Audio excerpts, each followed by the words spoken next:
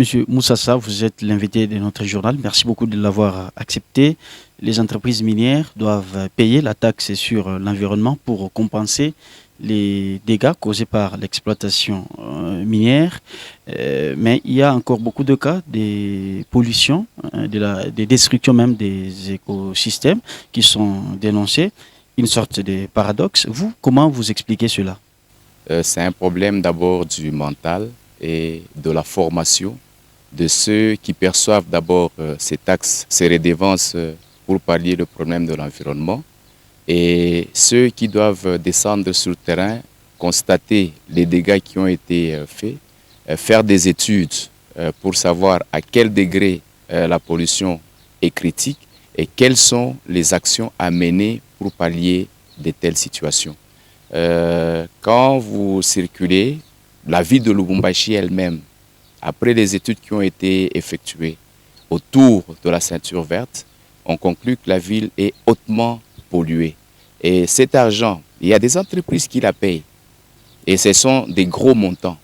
Quand il rentre dans la caisse de l'État, on doit normalement reprendre cet argent et le rétrocéder au service de l'environnement et certains autres services de l'État qui peuvent travailler pour maintenir l'écosystème qui a été entamé. Voilà, d'après l'article 9 de la loi portant principe relatif à la protection de l'environnement, toute personne a le droit de participer au processus de prise de décision en matière environnementale ou de protection des ressources naturelles. Et comment les communautés locales peuvent s'y prendre? Les communautés locales n'attendent que le ton des opérateurs. Eux, ils sont là. C'est d'ailleurs une main-d'œuvre qui est disponible. C'est eux les premières victimes. Quand vous allez dans les villages tout près de Lubumbashi, ils ne consomment plus l'eau de leur rivière. Ils sont obligés de prendre soit la moto, soit les vélos pour aller chercher de l'eau qui n'est pas encore polluée dans des villages très lointains.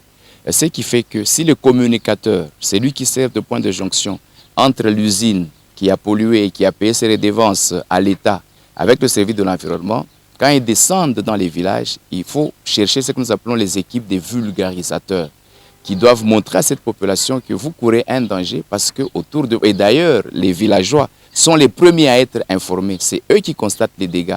C'est eux qui constatent que dans leur rivière, les poissons sont morts en grande quantité et ça montre que cette eau n'est pas bien pour la consommation.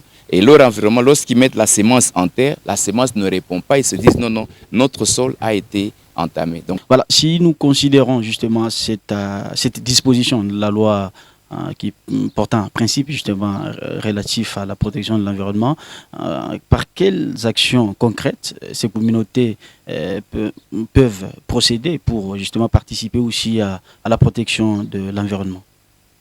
c'est un peu ce que les ONG sont en train de faire. Ils prennent un peu de leurs moyens, ils vont dans un village, on conscientise les personnes. Par exemple, vous n'avez pas de l'eau potable. Qu'est-ce que nous allons faire? Nous allons construire des bornes fontaines. On conscientise les villageois, on leur dit quelle est la part de leur participation. Comme eux n'ont pas d'argent, ils ne vont pas donner l'argent. Ils donnent une main-d'œuvre. Et les ONG financent, on creuse, on appelle les foreurs, ils viennent, ils font un puits et l'ONG achète les pompes pour soutirer de l'eau et donner à la population.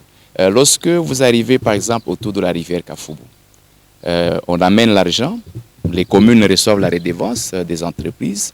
Nous voyons que la rivière est en train d'être couverte par une végétation anormale. Il y a des roseaux, il y a même une plante verdâtre. Vous trouvez ça sur le lac municipal Tchombe, quand vous allez vers le golfe. C'est un ennemi pour la rivière. Ça couvre la rivière et ça étouffe l'atmosphère dans la rivière. Ça peut menacer les êtres qui sont dans cette rivière-là. Nous conscientisons les villageois, on leur dit, on va mettre les moyens à votre disposition, on va vous donner les équipements. Voilà, vous allez déblayer cette rivière pour que la rivière retrouve son cours normal et que l'atmosphère bénéficie de la quantité d'oxygène que la rivière va lui donner la nuit lorsque nous parlons du cycle de l'oxygène. C'est question d'organisation qu'on crée les équipes de vulgarisateurs et aussi des brigades d'information qui chaque fois ils vont faire le terrain, ils collectent les échantillons, ils les amènent dans les laboratoires et même ce qui est grave. La mairie de Lubumbashi n'a même pas un seul laboratoire, même un petit laboratoire pilote où ils sont chaque fois obligés de recourir aux données des entreprises qui polluent. Or, une entreprise qui pollue, lorsqu'il se sent menacé, plus vous polluez, plus vous payez. Quand vous lui donnez des échantillons, il va réduire les teneurs des éléments nuisibles pour qu'il paye moins. Monsieur Moussassa, vous avez été notre invité. Merci beaucoup. Je vous en prie. Merci.